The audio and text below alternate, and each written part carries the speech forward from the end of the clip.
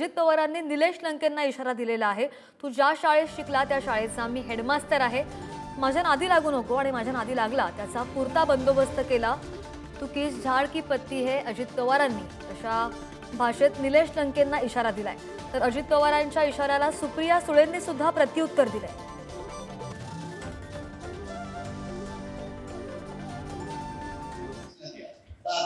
निलेश लंके तुमच्या ते अधिक तेव्हा आलेले होते आणि तुमच्या प्रेमाखातर तुमच्या आग्रहाखातर मी उमेदवारी दिली। तुम्हाला वाटलं नव्हतं की बाबा नंतर असे जीवे लावले आणि त्याला आपण निवडून आणला, प्रचंड मताने तुम्ही निवडून आणला।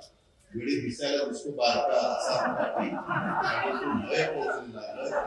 तू धमक्यातून माझ्या कार्यकर्त्यांना त्रास दिला आणि मी तुझ्या मागे लागलो।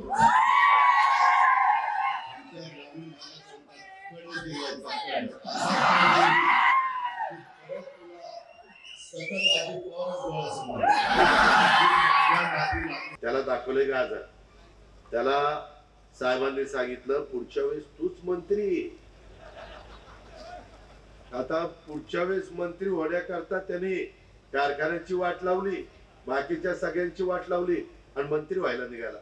अरे पट्ट्या तू आमदारच कसा होतो ते बघतो, मंत्री होतो का? अजित पवारने एकदा मनावर घेतलं तर मी मतदारांना मी आमदार होऊन दिलं नाही, आता मी पण चॅलेंज देतो, तू आमदारच कसा होतो काही पद्धतीने बघतो। अरे निलेश बेटा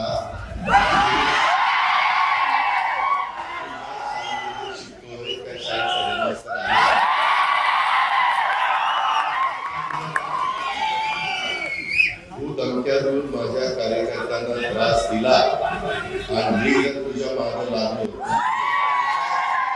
आमच्या ग्रामीण भागात